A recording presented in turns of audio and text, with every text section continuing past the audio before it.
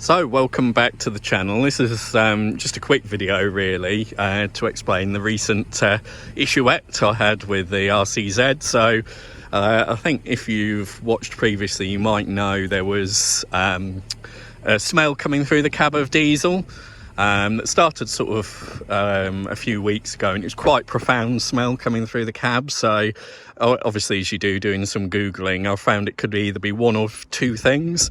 One, which is there's a exhaust sort of flange that goes up towards the top of the engine there, and that can blow and cause it to come in through the vents when you've got the heating on. Alternatively, it could be injector seals, which are sort of tiny copper washers that sit into the injectors, and after a while the pressure from these diesel engines can force them to wear, and then you get fumes coming into the cab. So did a bit of Googling around, came to the unfortunate conclusion that it was 99% going to be the injector seals. So I stopped driving the car and drove one of the classics for a daily, because if you drive them for long periods of time, apart from getting gassed with diesel fumes, which is not very healthy to say the least, you can also cause a tar build-up to sit on top of the engine and in the sort of cam cover area, which, having seen a YouTube video of people trying to get it off from a car that's had that for a long time, it's very tar-like and you kind of end up chiseling it off. So it's not very good for the car or for you. So I took the decision to try and get it booked in a garage to be looked at. I originally booked it in with a local garage to where I am, who used to specialise in Peugeots and diesels. They shall remain nameless, but they let me down sort of quite badly, really. I asked for it to be booked in, told them what I suspected it was.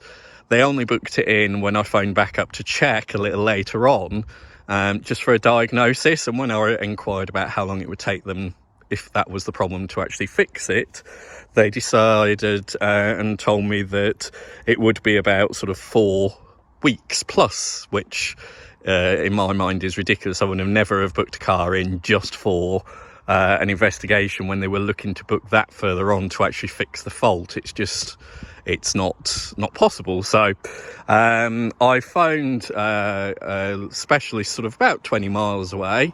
Apologies for the car that's just about to come past. I'm filming this outside. So I booked it into a specialist called Chevronics, which are based in Hitchin. They're not sponsoring me, by the way, or anything, but I just wanted to give a mention to them because having seen them on the likes of Hubnuts videos on YouTube and things like that, I knew they were a Citroen Peugeot specialist, and they were absolutely amazing. So when I phoned up in a bit of a panic, obviously explaining what had happened with the garage I was going to get it looked at, they did their best, got me booked in within sort of 3 days. And the car was fixed on the day it was booked in for, and they even kept it and held on to it for sort of 4 days, because that was the earliest I could get a ride to go and pick it up. They took it out for a spin and diagnosed the fault. It was actually the injector seals. And yeah, they completely stripped it, replaced the injector seals, replaced a leak-off pipe that's like a one-time fit on these engines. So do bear that in mind as well if you're sort of pricing these things up. And there was also a little sheath that goes on top of the injector. I'll put a picture in of what my injector actually looked like, which was very kindly taken by James at Chevronics, just to show me. And I'll sort of put that in so you can see what it actually looks like. But now the car's fixed. They turned it around really fast for me. Made me aware of any potential issues that might come up, because obviously injectors are so fine, you know, even the carefully person, when you take them out, there's a possible risk that you could slightly damage them, meaning that you might be down on power.